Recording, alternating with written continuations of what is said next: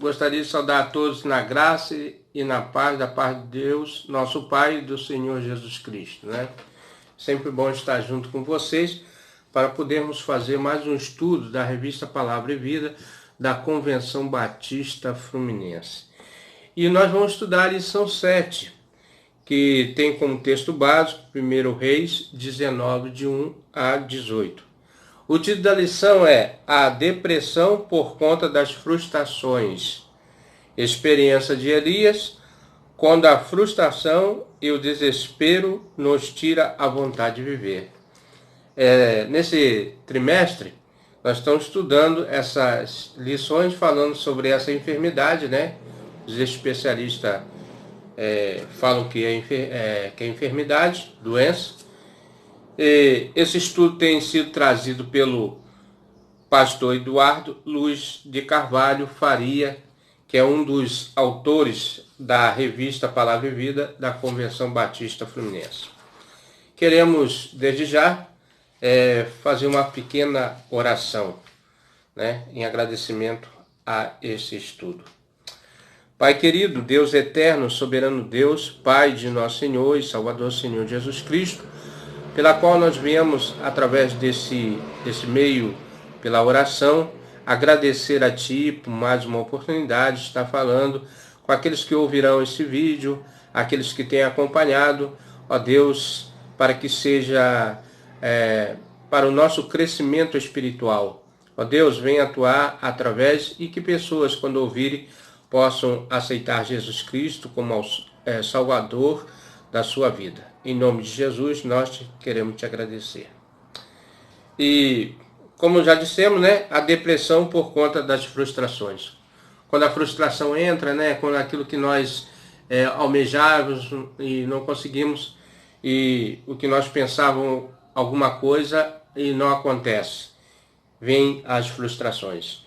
Desde já, vamos ler o texto básico da lição que está em 1 Reis, né? 1 Reis, de 19, capítulo 19, de 1 a 18. De 1 versículo a 18. Diz assim: E Acabe fez saber a Jezabel tudo quanto Elias havia feito, e como totalmente matara todos os profetas à espada.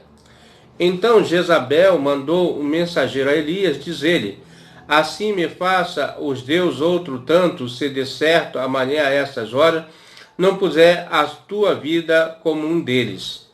E o que vendo ele se levantou para escapar com vida, e se foi, e veio a Berseba, que é de Judá, e deixou ali o seu moço.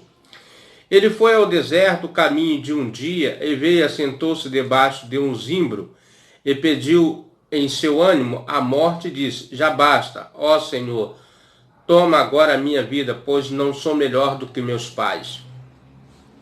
Deitou-se e dormiu debaixo de um zimbro, eis que então um anjo o tocou e lhe disse: Levanta e come. E olhou, eis que sua cabeceira estava um pão cozido sobre as brasas e uma botija de água.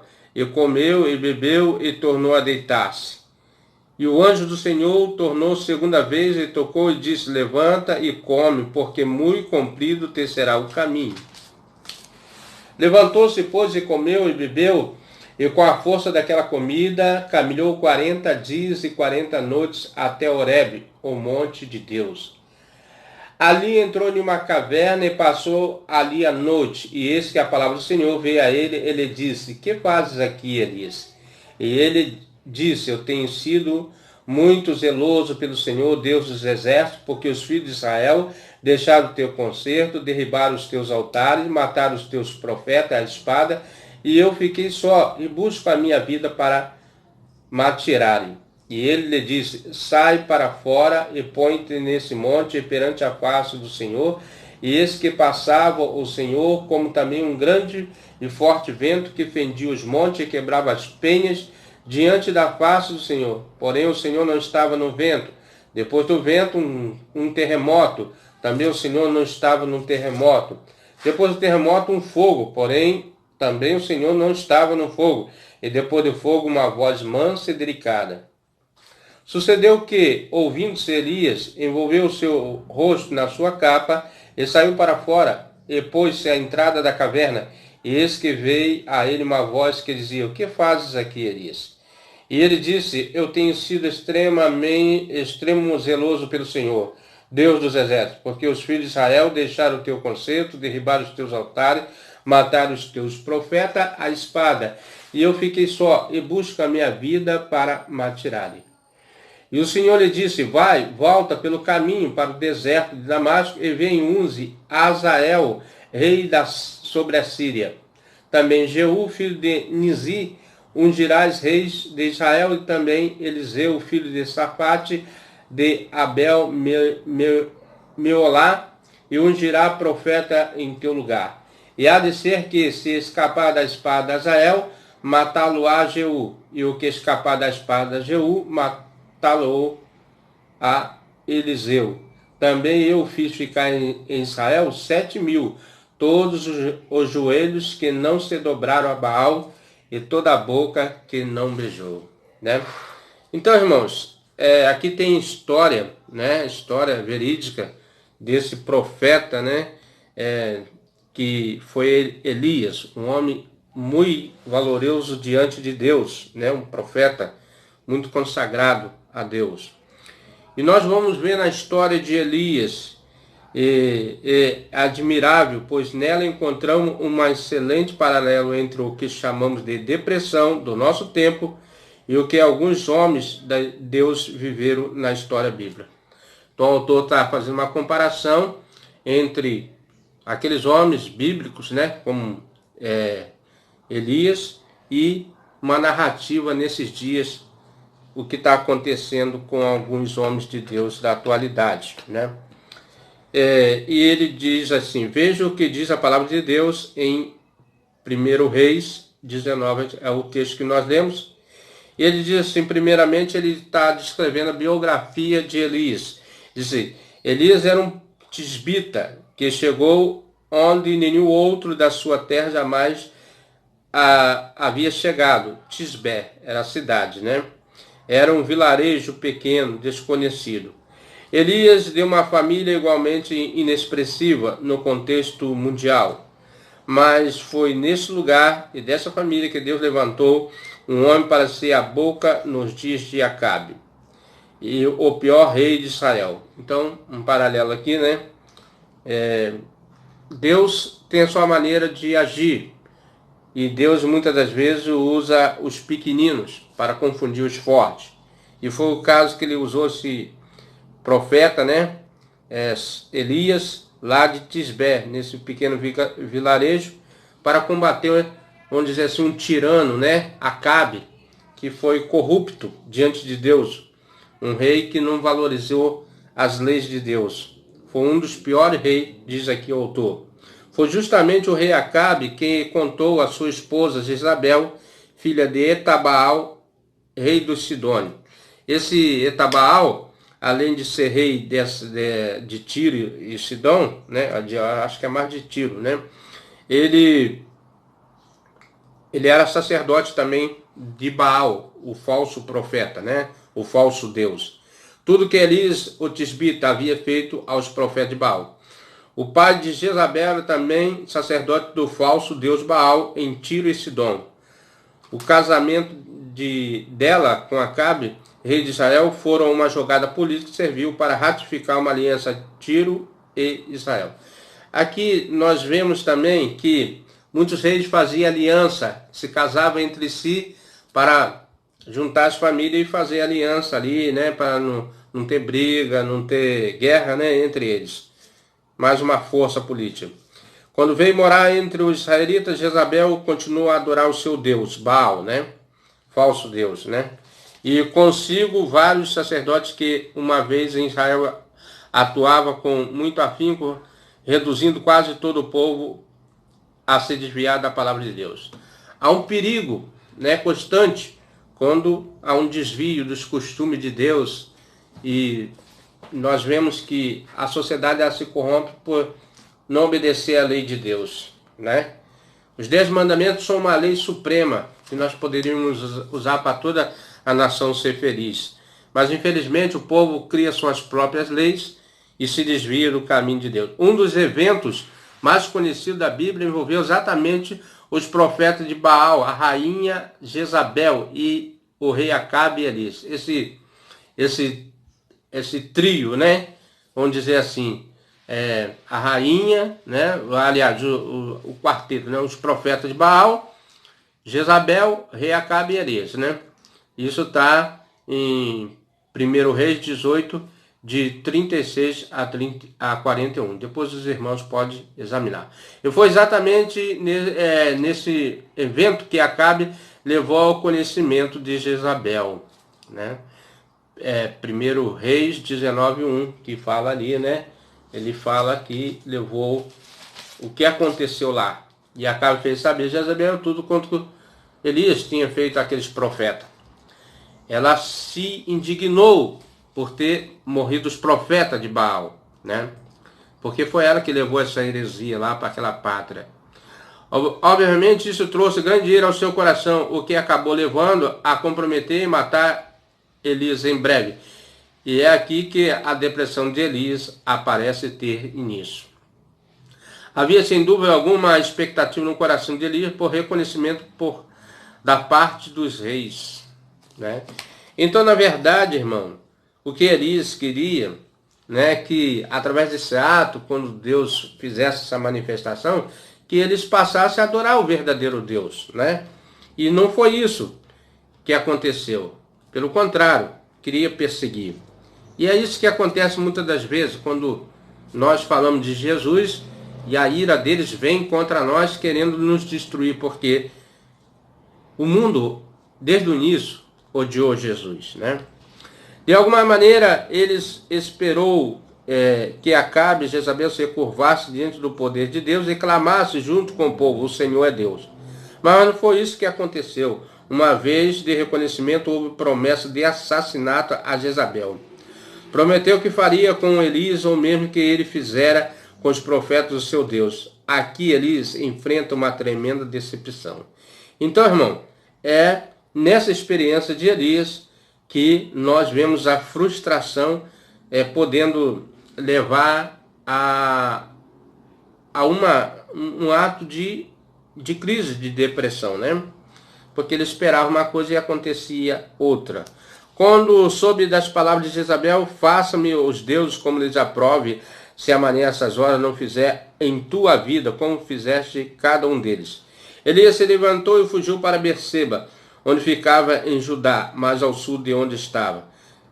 Passou o caminho pelo deserto, a distância de um dia, aproximadamente 70 ou 70 quilômetros, achando os ímpios, e assentou-se a seus pés.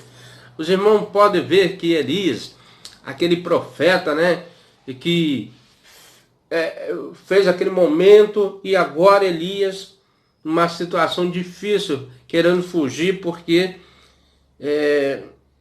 estava com medo, né, de morrer, na verdade. É engraçado, né, como é que é a vida. Deus realiza os milagres, todo mundo vê, mas quando é para a gente testar a nossa fé, nós queremos fugir da presença, não enfrentar o perigo, né? Foi isso que o nosso irmão amado e Elias, o profeta, ele tentou no seu coração, fugir da presença de Acabe e de Jezabel. Olha, se Deus, o nosso Deus é poderoso, que matou esses 400 profetas, né? Não sei se matou mais, mas foi ali o acontecimento. Quanto mais deter uma rainha, né, idólatra, que Deus já queria provar que ele é Deus, né? Mas ele não teve aquela fé suficiente de sustentar, e ele preferiu fugir da presença, né? Elias se levantou e fugiu para Berseba, né? Berseba fica nas terras de Judá, né? Uma cidade, né? Um lugarejo.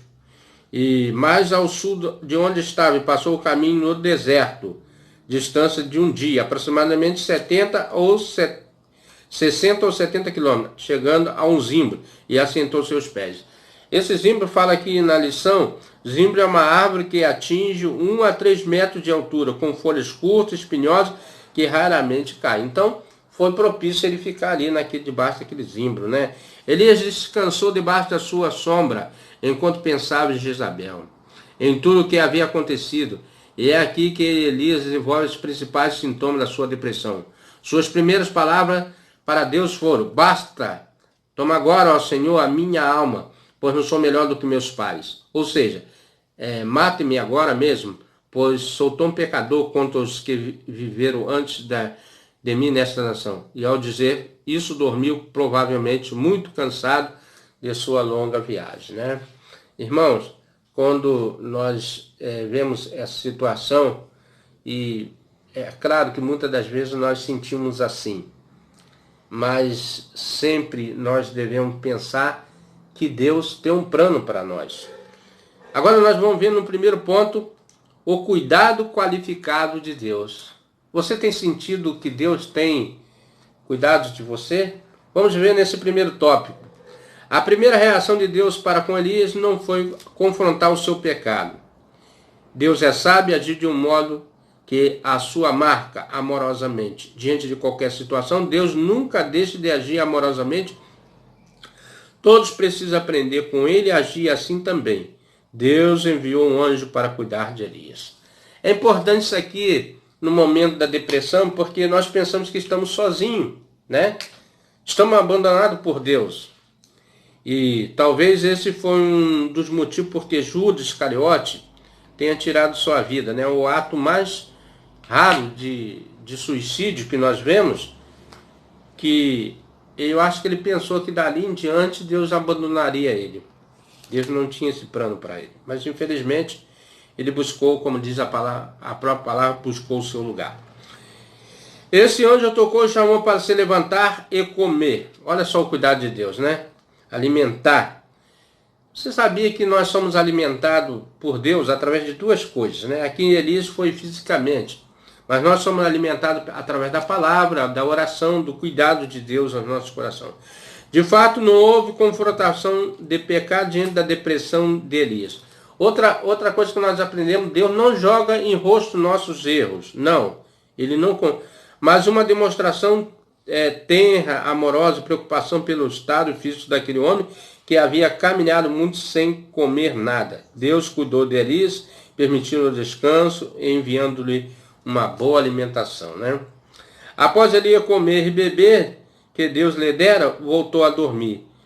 Devia ser grande o seu cansaço. Mais uma vez, o anjo, também, irmãos, depois de andar basicamente, né, um dia, aqui fala distância de um dia, sem parar, né, mais ou menos 70 quilômetros, 60, 70 quilômetros. Devia ser grande o seu cansaço. Mais uma vez o anjo tocou e chamou para se levantar e comer, pois ainda teria que percorrer um longo caminho. Olha, Deus não desistiu de Elias. Deus ali mesmo poderia dizer: você é fraco, você não serve para a minha obra, né?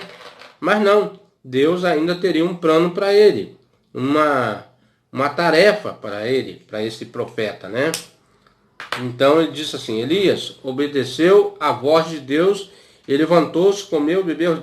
Depois disso, Elias, de forma impressionante, prosseguiu em sua viagem por mais de 40 dias até chegar ao Monte Horebe. Os irmãos veem que a palavra de Deus alimenta o homem, dá força, dá coragem. Olha só, depois dele comer essa palavra, depois de se alimentar, né, do maná espiritual que Deus deu a ele, vamos dizer assim, ele, com essa alimentação, claro, com uma alimentação sólida aqui, né, que o anjo preparou, e olha só, e foi servido pelo anjo, né? Mais uma prova, por mais de 40 dias até chegar ao Monte Horebe, né? Esse monte conhecido como o Monte de Deus, o Monte Horebe, aonde foram dadas as leis, né? É interessante notar que em meio à depressão, Deus permitiu que Elias parasse, deitasse e não se deixasse de se alimentar, fizesse o que estava em seu coração. Teria deitado debaixo daquele zimbro, no meio do deserto, aproximadamente 70 quilômetros de Berseba, né? E ficado ali prostrado, definhando, olhando para o oriente e esperando a morte chegar. Irmão, aqui tem uma lição, que quando essas doenças psicomáticas, né? Ela tenta, mas se o cristão for alicerçado, talvez ele possa até passar por esse processo, mas terá muito mais recursos para sair desse processo do que uma pessoa que não tem conhecimento de Deus, não tem esperança da vida eterna. Aqui vale lembrar e notar, né? Uma coisa que está escrito na palavra de Deus, que o diabo veio matar, roubar e destruir. Essa é a finalidade dele. Após obedecer a tudo que Deus determinou, Elias entrou em uma das inúmeras cavernas existentes no Monte Horebe e ali passou a noite. Ali também ouviu a voz de Deus dizendo a ele: que fazes aqui, Elias? E a resposta foi: tenho sido zeloso pelo Senhor, Deus dos exércitos, porque os filhos de Israel deixaram a tua aliança e derribaram os teus altares, e mataram os teus profetas e a espada, e eu fiquei só e procuro tirar minha vida. Aqui tem um ponto, irmão, que a gente pode destacar.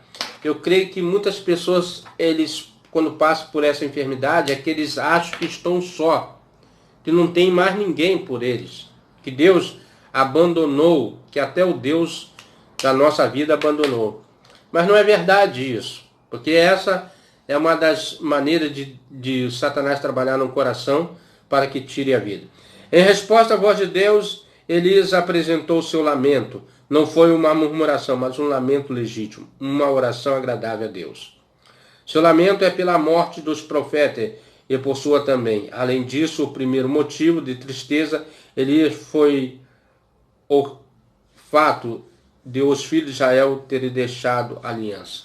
Elias amava a Deus, confiava nele com todo o seu coração. Sua decepção havia várias razões e o Senhor ouviu a atenção, o amor após cuidar dele.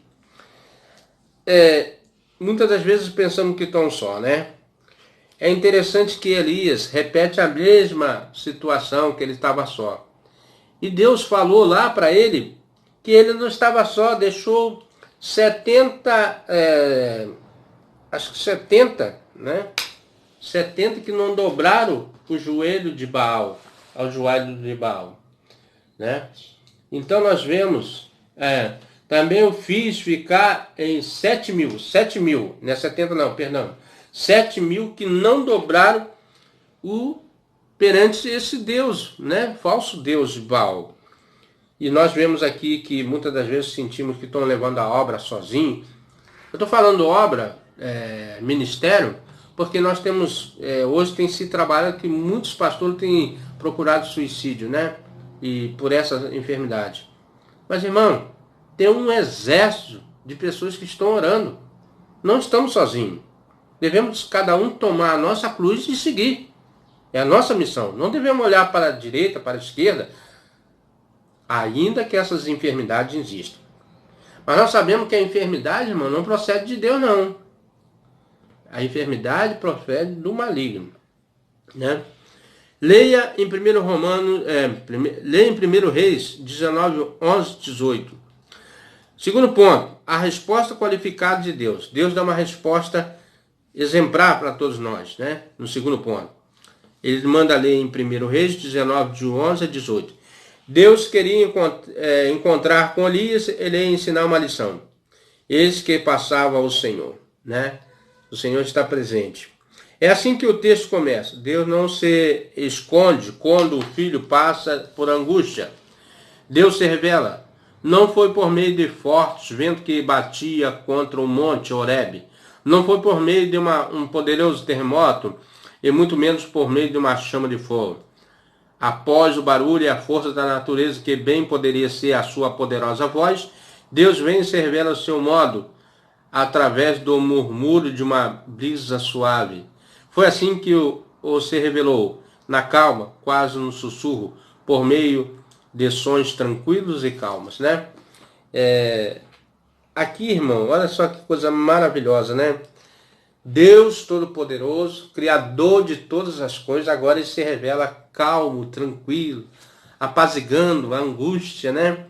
Esse Deus maravilhoso, né? De uma voz tranquila, suave, para acalmar o coração de Elias. Por meio de sons tranquilos e calmos, Elias precisava desse tratamento, contato com o próprio Deus, alimentado e apropriado, né?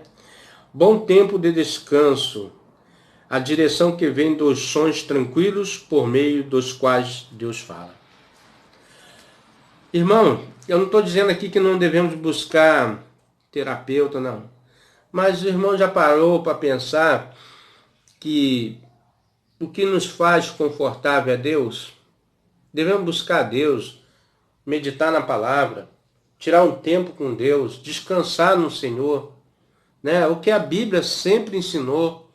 E nós devemos ensinar. Vinde a mim, a Ele, a Jesus. Vinde a mim, a Jesus, os que estáis cansados e oprimidos, e eu os aliviarei. Cansados e oprimidos, irmão. Não é porque você é crente que você não pode estar cansado, né? E oprimido é no sentido de opressão do mundo, das potestades, ter nos como se estivesse comprimindo o nosso ser, com seus costumes, com tudo que tem de ruim no mundo, né? Com Elias, as suas palavras são: que fazes aqui? Elias não tem o que dizer, por isso repete o que se já dissera, conforme 1 Reis 19:14. É o que eu já falei aqui, né? Ele repetiu a mesma situação, mas Deus tratou ele, né? Deus então apresenta a verdade de que ele não está sozinho. Conservei em Israel 7.000, todos os joelhos que não se dobraram a Baal, e toda a boca que não o beijou. Olha só que legal, né? Então nós podemos dizer que Deus, né, como diz, eis que estou convosco todos os dias. Parece que o cotidiano, as coisas que nos rodeiam, faz esquecer que Deus está entre nós, está habitando nessa terra, né? Ainda que nós não vemos com nossos olhos físicos, Deus está nesse minuto a contemplar toda a humanidade, né? Deus é onipresente, onipotente, onisciente, sabe todas as coisas, pode todas as coisas e está em todos os lugares, né? Além disso, o Senhor Deus deu uma tarefa para Elias. Olha, ele não desistiu de Elias, não. Poderia ali mesmo destituir Elias, como já falei, mas ele deu uma tarefa, né? Ordenando que ungisse um novo rei da Síria, um novo rei sobre Israel, e também um profeta que ficaria em seu lugar, pois Deus não ouviria o pedido para morrer. Elias não morreria jamais. O próprio Deus levaria sem experimentar a morte para o céu, segundo Reis 2:11. Mas antes deveria trabalhar. Irmão, que coisa maravilhosa, né? O pedido que Elias estava fazendo é para que Deus tirasse a vida dele. E Deus fez o contrário. Não tirou a vida dele, arrebatou ele, né? Transladou, vamos dizer assim, mas levou para perto de si, né? Que coisa maravilhosa. O pedido não obedeceu o pedido do profeta querido dele, que Elias foi um homem valoroso, né, diante de Deus, tanto é que Deus preferiu que ele não passasse pela morte, né? Que coisa maravilhosa. Jamais Elias morreria, né? Com essa experiência, aprendemos que uma depressão nem sempre deve ser tratada com confrontação, né? Houve sim da parte de Deus a disposição de falar, ajudar, orientar, mas não vemos a motivação para o confrontamento rude e duro para com as pessoas, né? Não devemos tratar, nunca, né? O ensinamento cristão é amar a Deus sobre todas as coisas e o teu próximo como a ti mesmo. Ninguém quer ser tratado com dureza de coração, palavras nunca, vamos dizer assim, rude, né? Mas sim palavras que venham tratar com carinho e respeito. Todas as pessoas, assim como nós, estão sujeitas a passar por situações de frustração, decepção e desespero. Muitas são a ocasião em que o nosso coração tem certa expectativa e acaba sendo frustrado. Isso aí é notório, né? Isso aí todo mundo passa por frustração. Nós somos homem, carne, pó e cinza, né? A decepção sempre nos chateia. A chateação, se não for tratada, leva à depressão. A depressão de Elias foi tratada de modo como você viu nesse estudo. Se a depressão chegar em sua vida, não se esqueça, ela nem sempre é fruto de demônio ou pecado. Algumas vezes é consequência de uma doença física, né? Como eu já falei, alguns dessa área tratam como doença física, não quero aqui tirar o crédito deles. Mas eu acho que nós, como cristãos, devemos sempre buscar a orientação de Deus, né? Deus em primeiro lugar de todas as coisas. Muitos casos da depressão em nosso tempo, embora apresente um pano de fundo completamente diferente do de Elias, tem o mesmo motivo. Se você é amigo de alguém que está em depressão, aprenda com o Senhor o modo como tratá-lo. Vá até ele, não o deixe só, né? Deus, desde o princípio, né, querendo cuidar do homem. E nós devemos cuidar dos nossos irmãos, né? Todos nós somos irmãos uns dos outros. E devemos cuidar das pessoas, levá-los a conhecê-lo, a esse Deus que criou. Deus poderoso, né? Não um Deus fictício somente de palavra, mas um Deus poderoso como o nosso é. Se for o caso, leve ao encontro de um especialista. Se for o caso, né? E se acontecer contigo, houver o mínimo de força, não vá para uma caverna. Procure, sem qualquer constrangimento, a ajuda de alguém. Louve a Deus por seu modo impressionante de nos ensinar e agir diante do sofrimento humano, né? Então, irmão, na verdade, essas enfermidades vêm porque o homem se afasta de Deus. Eu penso assim, né? Eu estou na igreja, sou isso, sou aquilo. Tudo bem, meu irmão. Mas isso não quer dizer que você esteja realmente seguro ali, né? Porque se você não andar nos princípios de Deus, como é que você vai estar ali no caminho do Senhor, né? Então, Elias teve esse cuidado de Deus, né? Nós devemos ter o cuidado de Deus também, né? Buscar em Deus. Para pensar, muitos são os motivos que levam as pessoas a pedirem a morte. É verdade. Por mais, às vezes eu fico vendo alguma reportagem e dá tanta angústia, né? São muitas coisas ruins que acontecem. Aí você fica, como disse, oprimido pelaquela situação. Mas aí você vê o alento que Deus cuida dos seus, que Deus tem um lugar melhor para nós, que foi preparar o lugar, que viria.